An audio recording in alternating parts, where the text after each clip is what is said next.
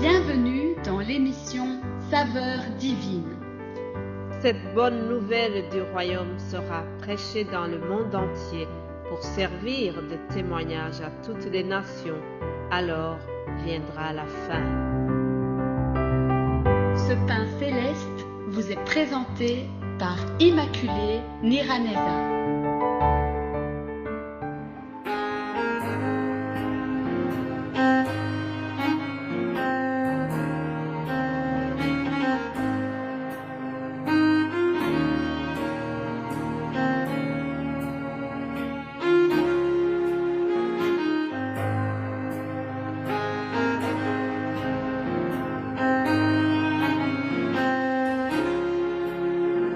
Shalom, bien-aimé de Dieu, que le nom de l'Éternel soit élevé, que le nom de Jésus soit glorifié.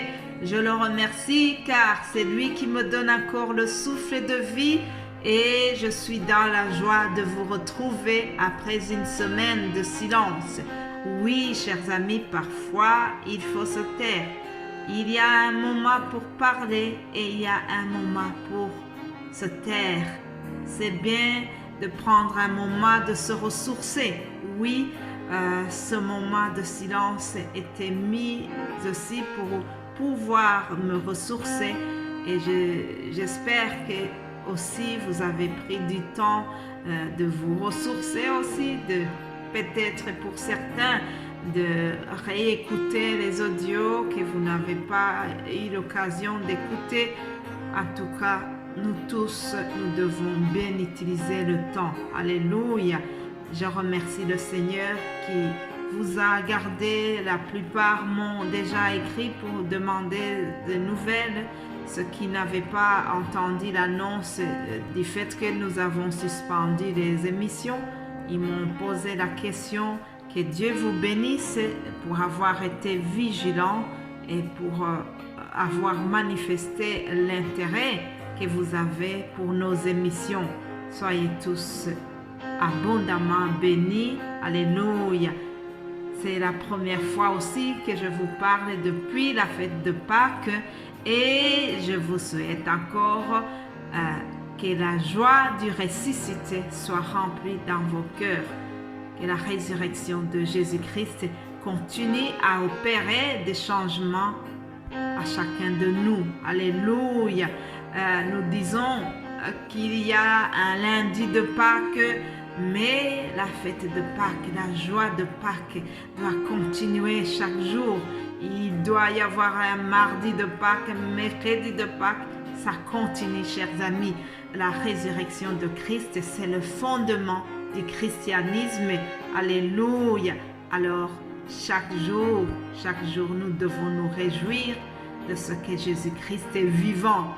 Et parce qu'il vit, nous vivons aussi. Ça vaut la peine d'évangéliser. Ça vaut la peine d'aller annoncer qu'il est ressuscité, qu'il est vivant. Alléluia. Alors cela m'amène justement au thème que nous allons suivre toute la semaine ici. Amen. Pendant cette semaine, nous verrons les apparitions que Jésus a eues après sa résurrection. Quels sont les personnages auxquels Jésus est apparu et quelles sont les leçons que nous pouvons apprendre dans les conversations que Jésus a eues avec ces personnes. Alors, la première personne que nous allons voir s'appelle Marie de Magdala. On l'appelle aussi Marie-Madeleine. Nous voyons ce personnage dans l'Évangile selon Jean. Chapitre 20, à partir du verset 11, je lis rapidement. Cependant, Marie se tenait dehors, près du sépulcre, et pleurait.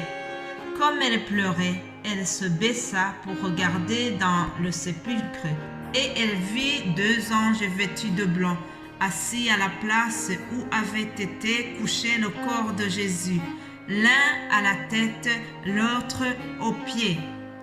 Ils lui dirent: « Femme, pourquoi pleures-tu » Elle répondit: « Parce qu'ils ont enlevé mon Seigneur et je ne sais où ils l'ont mis. » En disant cela, elle se retourna et elle vit Jésus debout, mais elle ne savait pas que c'était Jésus.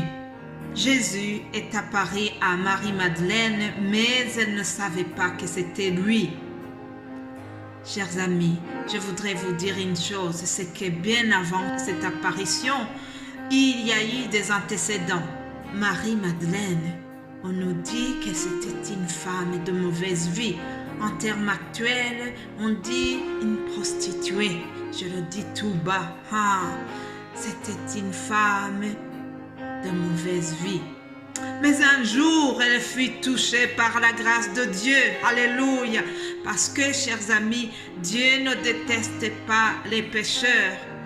Oui, Jésus est venu pour chercher les pécheurs. Jésus est mort pour des gens qui sont comme Marie-Madeleine aussi. Alléluia.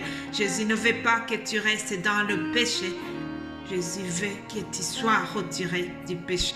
Cette dame avait été délivrée par Jésus-Christ. Il lui a délivré des démons. Nous lisons cela dans l'évangile selon Marc 16 au verset 9. Mais aussi, il y a une autre histoire de Marie-Madeleine que nous trouvons dans Luc chapitre 7, 36 à 50. Un pharisien pria Jésus de manger avec lui. Jésus entra dans la maison du pharisien et se mit à table. Et voici une femme pécheresse qui se trouvait dans la ville, ayant su qu'il était à table dans la maison du pharisien, apportant un vase d'albâtre plein de parfums, et se tint derrière aux pieds de Jésus. Elle pleurait, et bientôt elle lui mouilla les pieds de ses larmes, puis les essuyant avec ses cheveux, les baisant et les oignit de parfum. Alléluia! Je voudrais souligner 3 choses que cette dame a fait.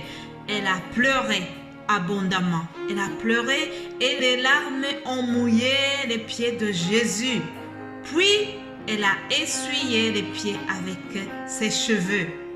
Puis, elle a baisé les pieds de Jésus et elle les a oignis de parfum. Alléluia! Chers amis, ces larmes de la dame ici, ces larmes de Madeleine étaient un signe de la repentance. Elle pleurait parce qu'elle avait été touchée auparavant par le Saint-Esprit et qu'elle regrettait ses péchés. C'est un signe de repentance, chers amis. Alors, le geste de Marie fut scandaleux pour le religieux. Ce religieux Simon trouvait que Jésus ne devait pas laisser la pécheresse s'approcher de lui. Ah oui, pour Simon, c'était un scandale que Jésus soit comme ça, que Jésus laisse une femme pécheresse la toucher. Bien sûr, Simon pensait que Marie-Madeleine est encore dans son état, l'état qu'il connaissait, l'état de péché, mais il ne savait pas quand Jésus l'a visité. C'est dans le secret que nous rencontrons Jésus. Parfois, les gens continuent à nous juger alors que nous avons changé, alors que nous sommes devenus de nouvelles créatures et on nous regarde au travers notre passé. Alléluia! Jésus est venu pour les pécheurs. Jésus est venu pour ceux qui sont malades. Il n'est pas venu pour ceux qui sont bien portants. Jésus est venu pour des gens comme cela. Ah, Jésus est rempli de compassion. Jésus a changé le cœur de Marie-Madeleine. Le Fils de l'homme est venu pour sauver l'humanité et non pour la condamner. Il est venu pour nous sauver et non pour nous juger. Alléluia. Simon était là pour juger Marie-Madeleine, mais Jésus était là pour l'aimer. Alléluia. Plus loin, Jésus reproche à Simon qu'il ne l'a pas bien accueilli, qu'il n'a pas montré beaucoup d'amour à lui. Et Jésus a apprécié le geste de Marie-Madeleine. Jésus a dit, cette femme a beaucoup aimé, c'est pour cela qu'elle a manifesté autant d'amour. Parce qu'elle a beaucoup aimé Jésus, Jésus lui aussi l'a beaucoup pardonné. Celui qui a été jugé comme pécheresse, Jésus a vu sa repentance. Jésus a remarqué comment elle s'est humiliée et Jésus lui a pardonné. Alléluia, parce que Jésus ne veut pas que nous restions tels que nous sommes. Oh, chers amis, notre temps est déjà écoulé, mais demain, je vous promets que je reviendrai sur ce passage, je reviendrai sur le personnage de Marie-Madeleine. Ça vaut la peine d'en parler 2 fois de suite. Alléluia! Que Dieu soit loué parce que c'est un Dieu d'amour. Que Jésus soit loué parce que pour Jésus, tout le monde a droit à la grâce divine. Alléluia. Passez une excellente journée et demain nous allons continuer cette méditation par la grâce de Dieu. Soyez bénis. Amen.